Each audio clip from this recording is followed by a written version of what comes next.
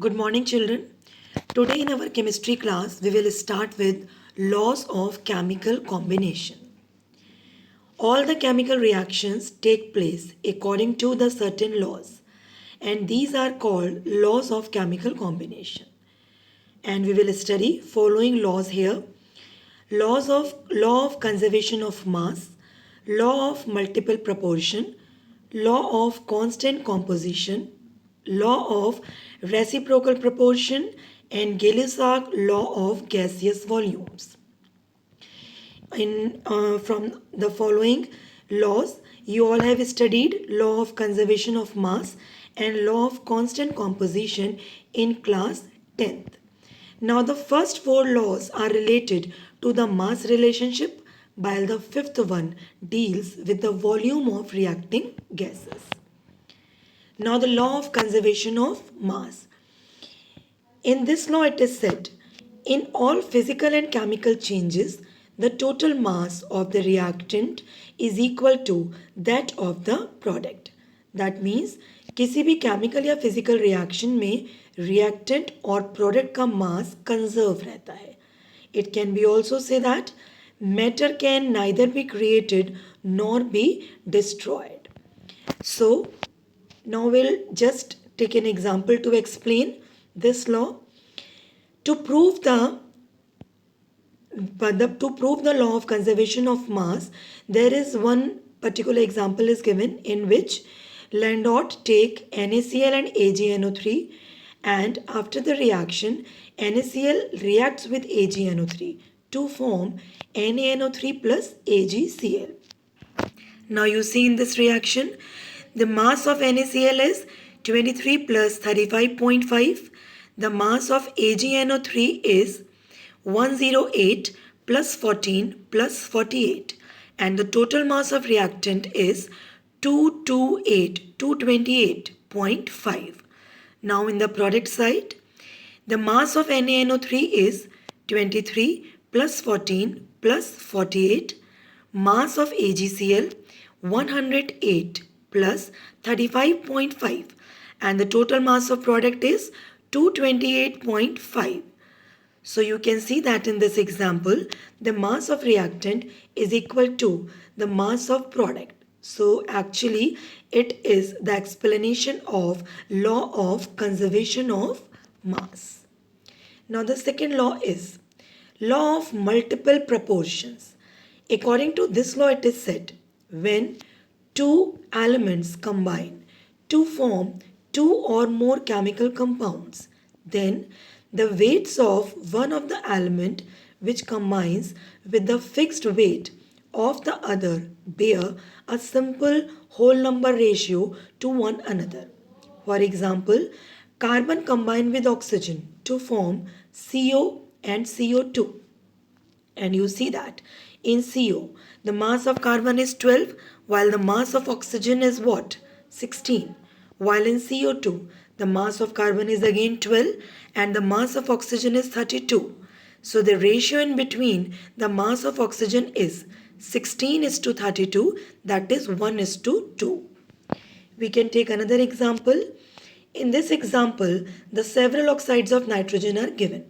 Nitrous oxide N2O, nitric oxide NO, nitrogen trioxide N2O3, nitrogen tetraoxide N2O4, nitrogen pentaoxide N2O5. And you see the mass of nitrogen 28, 14, 28, 28, 28. And the weight of oxygen 16, 16, 48, 64 and 80. And when we take nitrogen as 14 gram, then the mass of oxygen will be 8, 16, 32. 8, 16, 24, 32 and 40.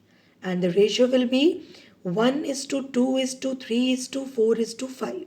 So it is a simple whole number ratio. So it is a very good example of law of multiple proportion. Now third law is law of constant composition. A chemical compound is always found to be made up of the same elements combined together in the same fixed proportion by weight. For example, we know that the formula of water is H2O. You can prepare water by reacting hydrogen with oxygen. You can take water, you can take seawater. But in all the examples, the formula remain H2O and the ratio by mass will be 2 is to 16, that is 1 is to 8. So this ratio remain constant. One more example is given here. Carbon dioxide obtained from heating CaCO3 or burning carbon or by reacting magnesium carbonate with HCl and will always be made up of 12 parts of carbon and 32 parts of oxygen by weight. So the ratio will be 12 is to 32. This is called law of constant composition. That means in a compound, the ratio of element always remain constant. Now the next is law of reciprocal proportion. The ratio of the weights of two elements A and B, which combines separately with a fixed weight of the third element C, is either the same or some simple multiple of the ratio of the weights in which A and B combines directly with each other. That means, according to this law, it is said that if you are taking three elements A, B, and C, and the element A is constant, and it reacts with B to form a compound, and it also reacts with C to form a compound. And whenever B and C reacts with each other to form a new compound, then the ratio of B and C will be the same as it was in the compound AB and in the compound AC, or it will be in the simple multiple of the already present ratio of the compound AB and AC. Example is given here. Carbon and oxygen combine with hydrogen to form CH4 and H2O. You see that in this example, hydrogen is common. In CH4, hydrogen is present. In H2O, hydrogen is present. And in CH4, 4 gram of hydrogen combine with 12 gram of carbon. While in H2O, 2 gram of hydrogen combines with 16 gram of oxygen. So 4 gram of hydrogen will combine with 32 gram of oxygen. Now, if carbon and oxygen combines with each other, then they will form a compound CO2. You see that in CH4 and H2O, the ratio of C and O is 12 is to 32, that is 3 is to 8. And when carbon oxygen combine directly with each other to form CO2, the ratio is again it will be 12 is to 32, that is 3 is to 8. So this is called law of reciprocal proportion. आप एक बार फिर से समझ लीजिए.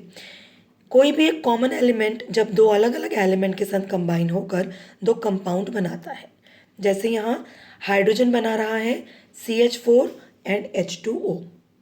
Okay, so the amount of the one element should be constant. So we just find out in these two CH4 and H2O the amount of carbon and oxygen. And in CH4 the amount of carbon is 12 gram, while in H2O 2 gram hydrogen combine with 16 gram of oxygen, but 4 gram hydrogen will combine with 32 gram of oxygen. So the ratio of carbon and oxygen will be what? 12 is to 32, that is 3 is to 8. According to reciprocal law, it is said that now if carbon and oxygen combine with each other, then it will form CO2 and the ratio will remain same. And you see that the ratio is same, 12 is to 32. That is 3 is to 8. Now there is one more law, Gay-Lussac law of gaseous volume.